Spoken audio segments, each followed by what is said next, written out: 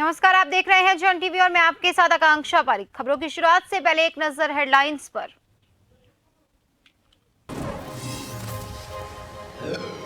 उत्तराखंड के उधम सिंह नगर में धामी का दौरा, काशीपुर में बीजेपी ऑफिस का किया भूमि पूजन, विकास कार्यों का भी किया लोकार्पण।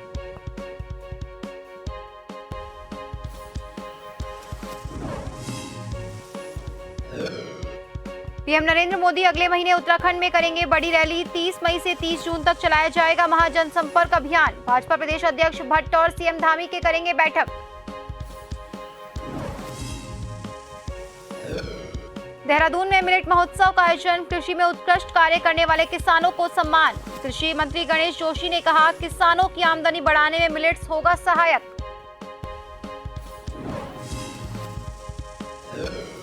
केदारनाथ धाम में दर्शन के लिए नए पंजीकरण पर 25 मई तक रोक। बर्फबारी और श्रद्धालुओं की बढ़ती भीड़ को नियंत्रित करने के लिए लिया फैसला। 26 मई से फिर शुरू होगी व्यवस्था। और उत्तराखंड मौसम विभाग ने जारी किया पूर्वानुमान, 2 से 4 दिनों में पहाड़ी जिलों में बारिश के आसार। चारधाम यात्रियों को दी हिदायत।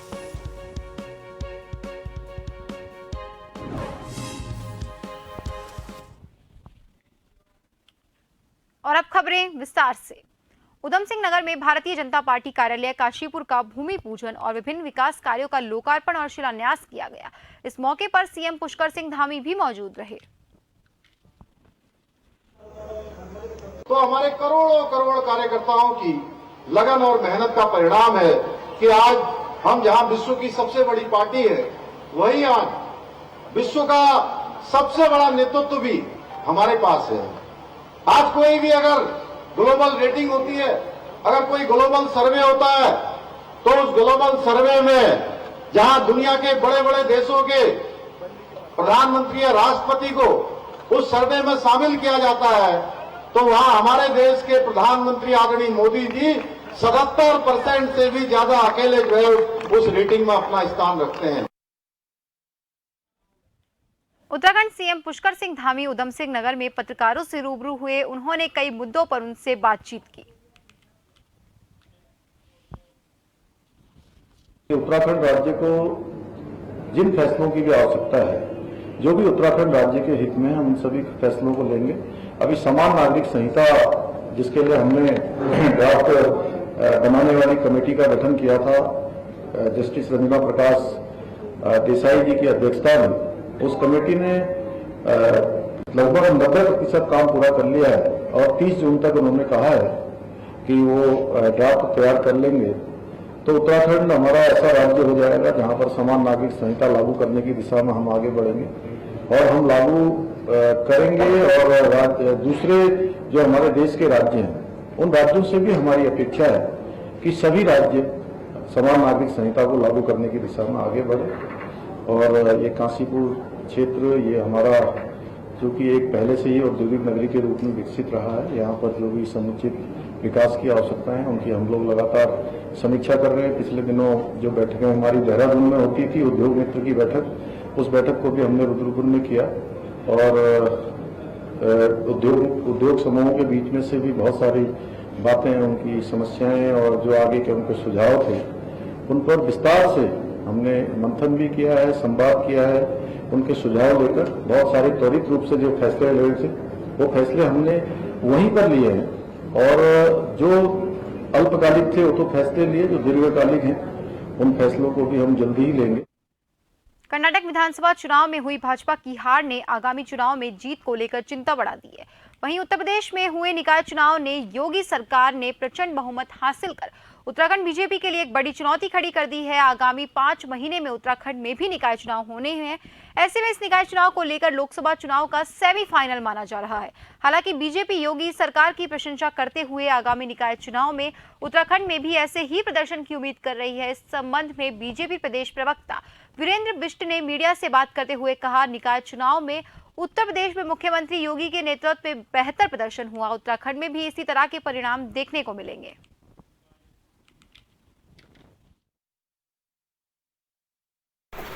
योगी जी ने वास्तव में बहुत मेहनत करी है। वहाँ भारतीय जनता पार्टी के संगठन ने और सरकार ने मिलकर जनता के भावनाओं को उनकी भावनाओं के अनुसार काम करने का जो बीड़ा उठाया था उसको पूरा किया है और जनता ने योगी सरकार पर और भारतीय जनता पार्टी पर विश्वास किया है। उत्तराखंड राज्य में भी यहाँ मुख्यमंत्री पुष्कर सिंह धामी जी के द्वारा जो लोकप्रिय और जनकल्याणकारी काम किए जा रहे हैं और भारतीय जनता पार्टी संगठन के द्वारा जो लगातार जनता के बीच में रहकर जनता की समस्याओं का समाधान करने का प्रयास हम कर रहे हैं। हम ही यहाँ नगर निगम नगर पालिकाओं में एक तरफा जीतने वाले हैं। कांग्रेस कहीं नहीं है, कांग्रेस का संगठन कहीं नहीं है और कांग्रेस को उत्तराखंड राज्य की जनता ने पहले ही नकार दिया है। राजधानी देहरादून के हाथी बड़कला स्थित सर्वे ग्राउंड में आयोजित मिलेट्स महोत्सव के तीसरे दिन भूतपूर्व मुख्यमंत्री और बीजेपी के वरिष्ठ नेता भगत सिंह कोश्यारी पहुंचे। साथ ही पर्यावरणविद अनिल जोशी भी मिलेट्स महोत्सव में प्रतिभाग लिया। इस मौके पर भगत सिंह कोश्यारी ने कहा कि आने वाले समय में मिलेट्स का है ये एक ऐसा अन्न है जो स्वास्थ्य के लिए सबसे ज्यादा उत्तम है। पहले लोग मोटा अनाज को गरीबों का अनाज कहते थे, लेकिन आज के समय में इसकी गुणवत्ता के कारण सभी लोग इसके इस्तेमाल पर जोर दे रहे हैं। इस मौके पर उन्होंने एक नारा भी दिया, कोदू झंगोरा खाएंगे, उत्तराखंड को आत्मनिर्भर बनाएंगे। वहीं इस मौके पर पर्यावरणविद अनिल जोशी ने मिलेट्स के उपयोगिता पर प्रकाश डालते हुए कहा कि मिलेट्स को उत्तराखंड के मंदिरों से जोड़ दिया जाए, जिससे वहां मिलने वाला प्रसाद मिलेट्स का हो। इससे किसानों की आमदनी बढ़ेगी और वो आत्मनिर्भर भी बनेंगे। इतने सुंदर प्रयोग नहीं हो रहे हैं। आज भी मैंने प्रदर्शनी में देखा, स्टॉल्स में देखा, यहाँ तक कि पैकेजिंग भी इतनी सुंदर है, मैं आश्चर्य कर गया। और इतना सुंदर हमारे यहाँ इसके भविष्य की संभावनाएं हैं। मुझे लगता है कि हमारे यहाँ जितने लोग इसमें काम कर रहे हैं और विशेष करके केंद्र सरकार, हमारी प्रदेश में धामी जी की सरकार और यहाँ के मंत्री गणेश जोशी जी जितना ध्यान दे रहे हैं, अगर ये ऐसे ही इस प्रकार का इनका जोर रहा, इन्होंने ध्यान दिया, तो निश्चित रूप से मैं कह सकता हूँ न केवल मोटे अनाज बल्कि फल, दूध आदि सब क्षेत्रों में उत्तराखंड आत्मनिर्भर बनेगा। आज की बदलती परिस्थितियों में चाहे वो कोविड हो और चाहे क्लाइमेट चेंज हो, अब मिलेट्स की ही दुनिया में बारी है, क्योंकि इसी न्यूट्रिशियस क्रॉप का एक बड़ा महत्व इस बात में है कि कितना भी मानसून इधर का उधर हो जाए, परिस्थितियां ऊंची नीचे हो जाएं, कितनी बंजर जमीन रहे, अगर कहीं कुछ पैदा हो सकता है तो मिलेट ही है। इसलिए शायद कहीं अब दुनिया में आने वाले समय में मिलेट का ही है। इलीट क्लास की क्रॉप जो व्हीट एंड पैडी थी वो अब पीछे जाने वाली है और इसमें उत्तराखंड एक बहुत बड़ा उदाहरण देगा। श्री अन्न हमारी परंपरागत खेती में है, इसको उगाने में खाद भी कम लगती है, इसकी देखभाल भी कम होती है, इसमें पानी भी कम लगता है और स्वास्थ्य की दृष्टि से श्री अन्न इतना लाभदायक है कि जो व्यक्ति मड़ुआ खाएगा उसको कभी शुगर नहीं होगी, जो व्यक्ति चौलाई खाएगा उसके घुटने में दर्द नहीं होगा, जो कुलत खाएगा उसको कभी पथरी नहीं होगी। मुझे याद है जब हम छोटे थे कहा जाता था कि कोदा झुंगरा जो है गरीब आदमी खाते हैं, और आज ये अमृत की थाली का भोजन बन गया है।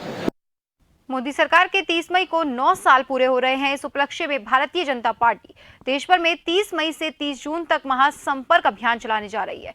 इसी संबंध में बीजेपी प्रदेश मीडिया प्रभारी मनवीर सिंह चौहान ने जानकारी देते हुए कहा कि मोदी सरकार के इस 9 साल के कार्यकाल के दौरान जो ऐतिहासिक कार्य हुए हैं उनको जन जन तक पहुंचाने का कार्य संपर्क अभियान के माध्यम से किया जाएगा, जिसमें देश भर में पार्टी के 16 लाख कार्यकर्ता करोड़ों से लोगों से संपर्क स्थापित कर मोदी सरकार की उपलब्धियों को बताने का काम करेंगे। साथ ही उत्तराखंड में भी हर लोकसभा क्षेत्र में इस अभियान को चलाया जाएगा और हर लोकसभा क्षेत्र के लगभग 250 प्रतिभाओं को सम्मानित करने का कार्य भी होगा। आपको बता दें, इस संपर्क अभियान के दौरान प्रधानमंत्री नरेंद्र मोदी देश भर में 51 रैलियां भी करेंगे, जिसमें एक रैली उत्तराखंड में भी प्रस्तावित है। नरेंद्र भाई मोदी जी के नेतृत्व में चल रही केंद्र सरकार के 9 वर्ष पूरे होने जा रहे हैं और इन 9 वर्षों में देश ने अद्वितीय सफलताएं प्राप्त की हैं, जिसको लेकर के भारतीय जनता पार्टी के द्वारा पूरे देश भर में व्यापक अभियान चलाया जा रहा है। इस व्यापक अभियान के तहत पूरे देश में कार्यकर्ताओं के द्वारा महासंपर्क अभियान चलाया जाएगा, जिसमें केंद्र की सभी योजनाओं और राज्य सरकार की योजनाओं को जन जन पहुंचाने के लिए कार्य किया जा रहा है और आगे कम से कम 16 लाख कार्यकर्ता भारतीय जनता पार्टी के पूरे देश भर में करोड़ों लोगों से संपर्क करेंगे और साथ ही एक लोकसभा में कम से कम 250 ऐसे विशिष्ट जनों को जिन्होंने अपने क्षेत्र में विशेष कार्य किए हैं उनसे संपर्क करने का भी अभियान चलाया जाएगा। रानीखेत में महिला कांग्रेस कमेटी रानीखेत के तत्वाधान में कर्नाटक विधानसभा चुनाव की प्रचंड जीत पर मिठाई बांटकर जश्न मनाया। रानीखेत जिला अध्यक्ष गीता पवार के नेतृत्व में किया गया। महिला जिला अध्यक्ष गीता पवार ने कहा कि कर्नाटक में भाजपा की नफरत की दुकान बंद हुई, वहीं कांग्रेस की मोहब्बत की दुकान खुली। नारा लगाया, भारत जोड़ो नफरत छोड़ो, सफल हुआ। इस प्रचंड जीत का श्रेय कर्नाटक की सम्मानित जनता और कांग्रेस कार्यकर्ताओं के अथक परिश्रम को जाता है। इस प्रचंड जीत ने पूरे देश के कांग्रेस कार्यकर्ताओं में नई ऊर्जा का संचार किया। इसी तरह लोकसभा चुनाव 2024 में भी कांग्रेस सत्ता परिवर्तन करेगी।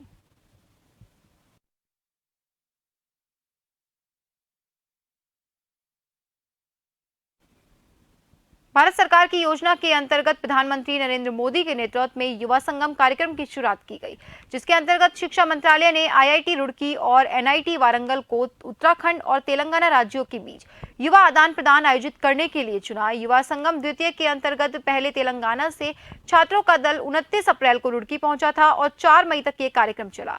IIT रुड़की के निदेशक प्रोफेसर KK पंत ने जानकारी देते हुए बताया कि भारत सरकार की योजना युवा संगम के अंतर्गत एक राज्य से अलग अलग यूनिवर्सिटी के छात्र दूसरे राज्य में जाते हैं और वहां अपने अनुभव साझा करते हैं। उन्होंने बताया, अब तेलंगाना दल के उत्तराखंड दौरे के बाद उत्तराखंड से 45 छात्र छात्राओं का दल तेलंगाना दौरे के लिए जाएगा। इसके अंतर्गत उत्तराखंड की 12 विभिन्न यूनिवर्सिटी से 45 छात्र छात्राओं को सिलेक्ट किया गया था, जो सभी अलग अलग कॉलेज से है। जानते हैं कि युवा संगम जो है हमारी सरकार ने एक नया स्कीम चलाई, जिसमें छात्र जो हैं अलग अलग यूनिवर्सिटीज़ से स्टेट वाइज दूसरे स्टेट में जाते हैं और उनसे वहाँ इंटरेक्ट करते हैं। एंड ये एक तरह से साइंटिफिक, एजुकेशन और सोसाइटल, तो हर तरह की चीज़ों का संगम है। तो यहाँ जैसे अभी जो करीब 12 डिफरेंट यूनिवर्सिटीज़ उत्तराखंड में जो हैं, कॉलेज, यूनिवर्सिटी, उन सबको, इसमें कई एप्लीकेशंस आए थे, उनमें से टोटल 45 लोगों को सेलेक्ट किया, जिसमें 23 छात्र हैं बॉयज़ एंड 22 छात्राएं हैं गर्ल्स, और ये सब अलग अलग कॉलेज से हैं। तो इसका एक पर्पज़ तो ये है कि यहाँ उत्तराखंड में जो डिफरेंट कॉलेज और यूनिवर्सिटीज़ हैं उनके बीच में भी एक इंटरेक्शन ज़रूरी है। और IIT Roorkee we are happy कि IIT रुड़की इसमें लीड ले रहा है और कोऑर्डिनेट कर रहा है ये एक्टिविटी को। अब ये छात्र जो हैं कल से एक हफ्ते के लिए वारंगल में जाएंगे और पूरे तेलंगाना के अलग अलग एरियाज में विजिट करेंगे। CBSE का रिजल्ट आने के बाद राज्य के अटल उत्कृष्ट विद्यालयों के रिजल्ट को लेकर शिक्षा विभाग के अधिकारी खासे नाराज हैं। ऐसे में शिक्षा महानिदेशक बंशीधर तिवारी ने जिले के सभी शिक्षा अधिकारियों के साथ वीडियो कॉन्फ्रेंसिंग के जरिए उत्कृष्ट विद्यालयों के रिजल्ट की पूरी समीक्षा की।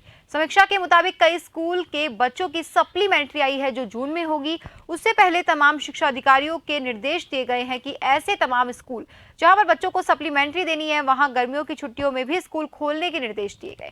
बच्चों को पूरी तरह से तैयारी भी कराई जाएगी। वहीं DG शिक्षा बंशीधर तिवारी रिजल्ट से खासे नाराज है। ऐसे में जिन स्कूलों के बच्चों के 50% तक फेल का रिजल्ट है, ऐसे शिक्षकों और अधिकारियों पर भी गाज गिराने की तैयारी की जा रही है।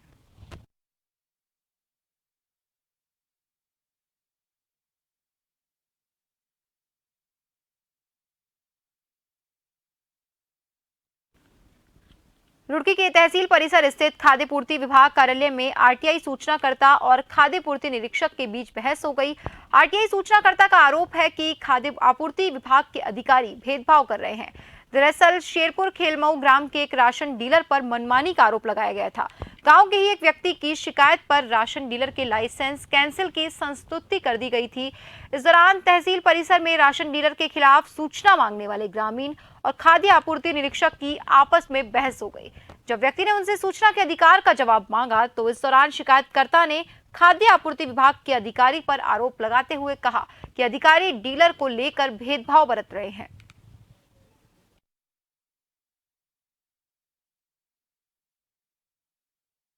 हमारे पास दारित नहीं होती है, दुकानदार से ली जाती है। दुकानदार से सूचना मांगी, जो दुकानदार ने सूचना दी हमने दे दी है। बाकी ने प्रथम अपील में गए थे। अपील में जो भी आदेश हुए उन्हें कहा थे 10 दिन के अंदर सूचना दे, दुकान सस्पेंड कर दी जाए। हमने स्वीकृति कर दी है उसके लिए सस्पेंड के लिए। जब भी आदेश आएंगे डीएम साहब से आदेश फाइनल होकर आएंगे तो कॉपी उन्हें उपलब्ध करा दी जाएगी। मैंने सूचना मांगी थी, 8 महीने हो गए मुझे सूचना मांगतो और ये मुझे भेदभाव के हिसाब से बहुत ज़्यादा दिक्कत कर रहे हैं। मुझे सूचना भी नहीं दे रहे हैं। सूचना का अधिकार मांगा था 3 साल का रिकॉर्ड योगेश शर्मा जी के नाम से। मैंने कई फिर कहा इन्हें भाई मुझे सूचना दो, तो सूचना दे नहीं रहे। कभी बोले कि डीएसओ के यहाँ चले गई, कभी बोलते हैं कि 10 दिन लगेंगे, 5 दिन लगेंगे, ऐसे भेदभाव कर रहे हैं मेरे साथ। कोटे के लिए डीलर साहब बहुत भेदभाव कर रहे हैं। सीमांत घाटी के 2 दूरस्थ गांव सूकी भला गांव और तोलमा गांव में जाने के लिए विगत कई साल पूर्व आधा अधूरी सड़क का निर्माण कार्य किया गया था, लेकिन कई साल बीत जाने के बाद भी आज तक इन दोनों गांव तक जाने के लिए सड़क जैसी सुविधा का निर्माण कार्य नहीं हो सका, जिसके चलते आज भी स्थानीय ग्रामीणों को परेशानी का सामना करना पड़ता है। वहीं स्थानीय ग्रामीणों का आरोप है कि उन्होंने अपने गाँव के आधे अधूरे सड़क के बारे में कई बार शासन और प्रशासन के दरवाजे खटखटा दिए, लेकिन आज तक कोई कार्रवाई नहीं हुई।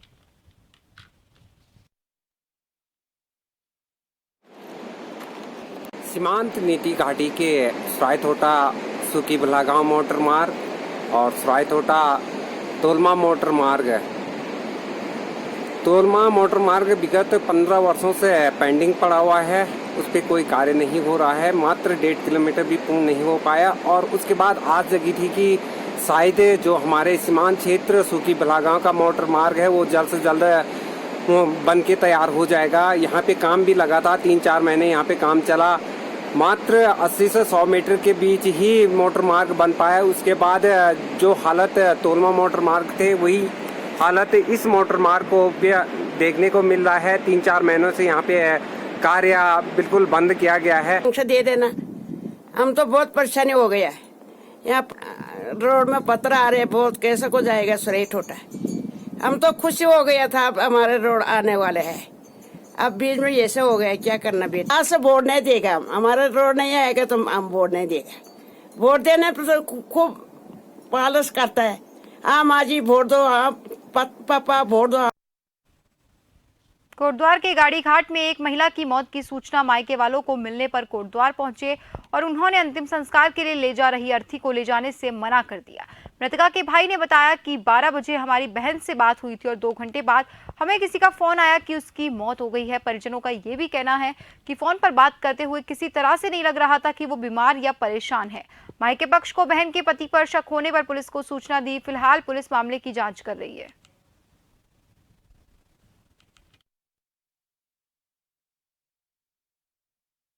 वोमिटिंग के साथ जो है झाग आए हैं मुंह से, तो इस चीज को लेकर के जो है अपना डाउट लगा बस, और नहीं था अपना। बाकी परेशान तो है ही पहले से ही, अपना शुरू से परेशान रखा है और है अब भी।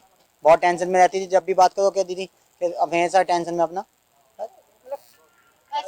ऐसी परेशान तो नहीं बताई दीदी ने कभी भी, लेकिन यही रहा। और सुबह आने के लिए वापसी भी बस सुबह 12:15 बजे करीब अपना दीदी की बात भी हुई है छोटे भाई से गुड़गांव, तो अपना बिल्कुल ठीक ठाक थी, कोई दिक्कत वाली बात नहीं थी।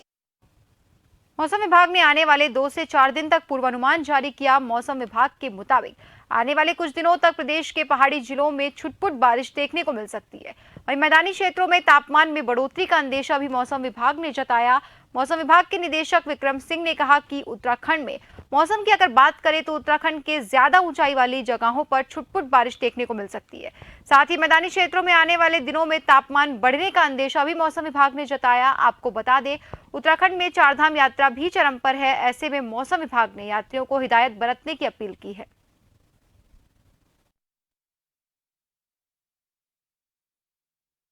हाँ देखिए, 15 तारीख मिड मई अभी जो है हो गया, आज 15 तारीख है मई की, और अभी देख ही रहे हैं कि 2-4 दिन से बहुत एक्टिविटी नहीं है, लेकिन लाइट एक्टिविटी थंडरस्टॉर्म की आफ्टरनून वगैरह में वो मिल ही रही है। आगे भी देखें तो 15, 16, 17 की अगर बात करें तो इसमें कोई विशेष एक्टिविटी है नहीं। आफ्टरनून में जो हमारे अंदर के डिस्ट्रिक्ट से उत्तरकाशी, चमोली, पिथौरागढ़, रुद्रप्रयाग, बागेश्वर है, तो जो लोकल डेवलपमेंट है, थोड़े टेम्परेचर भी अब बढ़ रहे हैं, तो उसकी वजह से थोड़े बहुत होते हैं, लेकिन कोई उसमें भी बहुत विशेष दिख नहीं रहा है। 18, 19, 20 में बात करें तो थोड़ी जो वेदर एक्टिविटी बढ़ेगी। 18 से आप ये कह सकते हैं हल्की मध्यम जो बारिश है या थंडरस्टॉर्म की जो एक्टिविटी है वो कुछ जगहों में, पहाड़ों में खासकर वो मिल जाएगी। 19 में हालांकि थोड़ी सी कमी भी हो सकती है, लेकिन 20 में फिर भी वो दिख रही है। तो ये 3 दिन जो मैं कहूँगा इसमें एक्टिविटी है। उस दौरान भी थंडरस्टॉर्म एक्टिविटी, तो जैसे कि हम बोलते भी हैं कि थंडरस्टॉर्म में तो यही है कि जिस समय चल रही एक्टिविटी तो थोड़ी देर रुक जाए, और ये एक्टिविटी किसी लोकेशन में आधा 1 घंटा ही चलती है, उसके बाद ख़त्म है तो आगे बढ़ा जा सकता है। मसूरी पहुंचे लोक निर्माण विभाग के अधिशासी अभियंता ने माल रोड में हो रहे कार्यों का निरीक्षण किया। मौके पर मौजूद अधिकारियों को तय समय पर कार्य पूरा करने के निर्देश दिए। साथ ही माल रोड में जगह जगह पड़े मलबे के ढेर को जल्दी हटाने की बात कही। पत्रकारों से बातचीत करते हुए अधिशासी अभियंता जितेंद्र त्रिपाठी ने कहा कि कार्य में तेजी का कारण विभागों में तालमेल की कमी है। सभी विभागों के अधिकारियों को मौके पर बुलाया गया।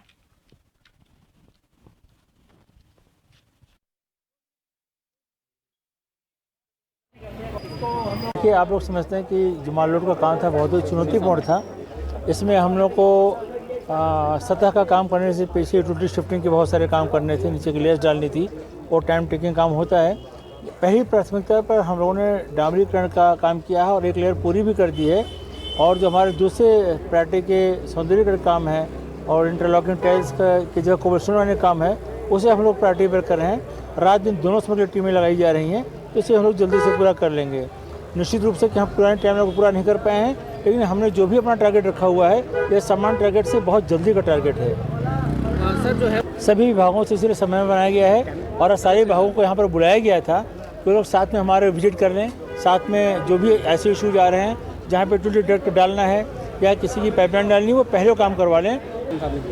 देखिए, आज एक बहुत ही एक अच्छा व्यवहार आज विभाग की तरफ से आया है, लोक निर्माण विभाग की तरफ से, जब एक्जिन साहब ने खुद स्वयं पूरी मसूरी का निरीक्षण करा है माल रोड का। जिस माल रोड का कार्य 31 मार्च तक पूरा होना था, जो 20 अप्रैल की डेडलाइन तक पूरा नहीं हुआ, 30 अप्रैल की डेडलाइन तक पूरा नहीं हुआ और आज 13 मई हो गई और आज तक पूरा नहीं हुआ। उस संदर्भ में आज पीडब्ल्यूडी विभाग द्वारा, जल संस्थान द्वारा जॉइंट्स इंस्पेक्शन करा गया, सर्वे करा गया और हमें खुशी की बात है कि आज हमें विश्वास दिलाया गया कि मई के माह के अंतर्गत सारा कार्य पूरा हो जाएगा।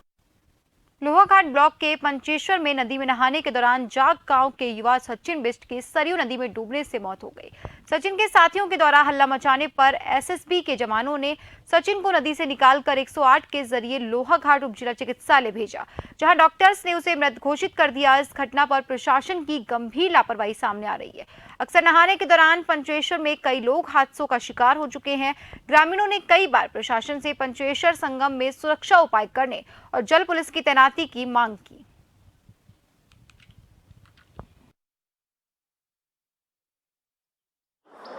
इसको यहाँ पे करीबन 2 बजे के टाइम पे लेके आए थे और ये घटना हुई है 1:30 बजे के टाइम पे। सरयू नदी में कुछ दोस्त घूमने गए थे तो वहाँ पे ये डूब गया था। फिर इसको यहाँ लाने तक तो इसका ब्रॉड डेड था। जब यहाँ लेके आए थे तो कुछ था नहीं शरीर में। हमने कुछ सीपीआर देने की भी कोशिश करी, रिवाइव करने की कोशिश करी, पर कुछ था नहीं तो बचा नहीं सके उसको। उधम सिंह नगर जिले के किच्छा कोतवाली अंतर्गत क्षेत्र में चलाए जा रहे नशा मुक्ति अभियान के अंतर्गत किच्छा पुलिस को बड़ी कामयाबी हाथ लगी। किच्छा पुलिस ने कोतवाली अंतर्गत टीचर कॉलोनी क्षेत्र से पति पत्नी सहित 3 आरोपियों को करीब 6 लाख से ज्यादा कीमत की अवैध स्मैक के साथ गिरफ्तार किया। वहीं फिलहाल पुलिस ने तीनों आरोपियों के खिलाफ एनडीपीएस की धाराओं में मुकदमा दर्ज कर कार्रवाई शुरू कर दी है। लगातार प्रयासरत है और इसी के क्रम में एक बड़ी सफलता सीओ किच्छा के नेतृत्व में मिली है। एक टीम गठित की गई थी जिसको इंस्पेक्टर किच्छा लीड कर रहे थे और इस टीम के द्वारा कड़ी मेहनत के साथ एक टीचर्स कॉलोनी क्षेत्र में अवैध स्मैक का व्यापार कर रहे 3 अभियुक्तों को हमने गिरफ्तार किया है, जिसमें एक महिला है और 2 महिलाएं हैं और एक पुरुष है। इनसे टोटल 63 ग्राम स्मैक जो है वो बरामद हुई है, जिसकी अंतर्राष्ट्रीय बाजार में कीमत लगभग 6,30,000 रुपए है। और इनकी गिरफ्तारी से निश्चित रूप से उस क्षेत्र में अवैध नशे की जो कारोबार है उसको निश्चित रूप से उसमें कमी आएगी। इनके आपराधिक इतिहास की हम लोगों ने जानकारी की तो इसमें लंबा चौड़ा इनका आपराधिक इतिहास है। ये बेसिकली 2 भाई और उनकी वाइफ हैं, 4 लोग हैं जो इस कार्य में संलिप्त हैं। साथ में कलवा नाम का व्यक्ति भी इस ट्रेड में प्रकाश में आया है, जो कि उसी क्षेत्र में ये लोग रहते हैं। हरिद्वार के बहादुराबाद थाना क्षेत्र में गौ तस्कर बदमाश और पुलिस के बीच हुई मुठभेड़ को लेकर एसएसपी अजय सिंह ने रोशनाबाद पुलिस कार्यालय में पूरी वारदात का खुलासा किया। वहीं इस मुठभेड़ में गौ तस्कर की गोली से एसओजी का एक पुलिसकर्मी भी घायल हो गया, जिसके बाद पुलिस ने भी गौ तस्कर बदमाश पर जवाबी फायरिंग की और एक गोली गौ तस्कर बदमाश के पैर में लगी, जबकि 2 गौ तस्कर बदमाश फरार हो गए। घायल गौ तस्कर और पुलिसकर्मी को रुड़की सिविल हॉस्पिटल में एडमिट कराया गया। कल थाना बादराबाद में कुछ बदमाशों के साथ पुलिस और जो हमारी सीआईओ की टीम है, एक सूचना के आधार पर घेराबंदी की गई थी कोर कॉलेज के पास, और मौके पर जो है जब अभियुक्तों द्वारा फायर किया गया तो उसमें जवाबी फायरिंग में एक जो साविज करके बदमाश है, जो इसके पैर में गोली लगी थी, मौके से 2 लोग फरार हो गए थे, जिनकी बाद में काउंसलिंग के दौरान जो बिलाल है, जो कि सहारनपुर का रहने वाला है, उस पर भी आपराधिक मुकदमे दर्ज है, उसको पकड़ा गया था और भाग दौड़ के दौरान उसकी टांग में टूट गई थी, जिसको भी अस्पताल रुड़की सिविल अस्पताल लाया गया। समझ जानकारी से ये बात आई थी कि हरिद्वार में कुछ थाना क्षेत्रों में गौकशी की काफी सारे इंसिडेंट होते, जिसमें हमारे मुकदमे भी दर्ज थे, और ये अभियुक्त लगातार सहारनपुर से आकर यहाँ पर गायों को चोरी कर ले जाना या जो ऐसे स्ट्रीट पर गाय वगैरह छोड़ दी जाती है उसको ले आते थे और गौकशी करते। श्रीनगर पुलिस ने ऑपरेशन मर्यादा के तहत शराब पीकर हुड़दंग मचाने वाले 3 यात्रियों के खिलाफ कार्रवाई की। आपको बता दें, बद्रीनाथ यात्रा से लौट रही एक महिला यात्री ने 112 पर फोन पर सूचना दी कि वो जिस वाहन से आ रही है उसमें कुछ दूसरे यात्री शराब पीकर हुड़दंग मचा रहे हैं, जिसके बाद मौके पर पहुंची श्रीनगर पुलिस ने वाहन से शराब पी रहे यात्रियों का मेडिकल करवाकर तीनों यात्रियों का चालान किया।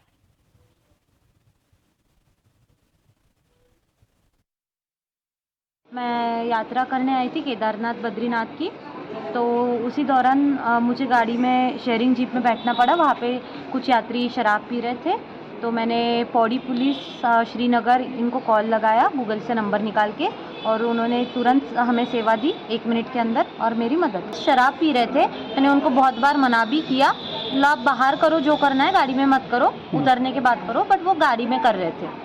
इसमें एक लड़की युवती थी जो चारधाम यात्रा पर आई हुई थी और अपने एक शेयरिंग जीप से यहाँ से हरिद्वार जा रही थी, जिसने तुरंत ये बात बताई हमको कि साहब ऐसे करके गाड़ी में कुछ लोग शराब पीने की सूचना है। इसमें हम लोगों को उन्होंने नेट से नंबर लिया है पौड़ी पुलिस का, तो उन्होंने तुरंत सूचना करा, तो हम लोग इमीडिएट वहीं पे पहुँच गए थे मौके पर ही, क्योंकि हम लोग अपने 112 वाहन से ये रहते हैं ड्यूटी के दौरान, तो हम लोगों ने उनको तुरंत फैसिलिटेट दिया।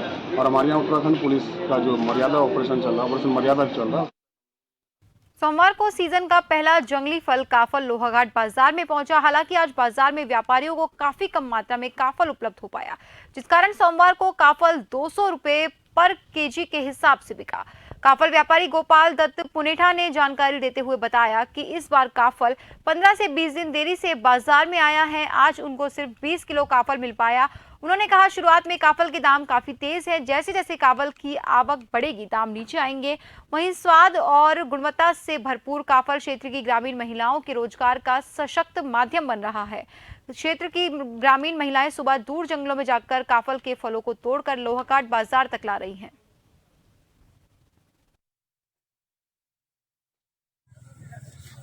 फसल काफल की ठीक है, लेकिन ऐसा है कि इस टाइम मौसम का जो है थोड़ा सा प्रभाव पड़ा।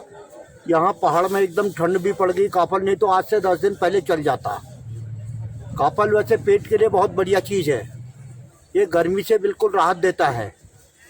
जो काफल की बहुत बड़ी भूमिका है, इसमें से गांव की औरतें भी इस उद्योग से जुड़ी हुई हैं। काफल जंगलों से तोड़ के ला रही है, दिन भर तोड़ती हैं।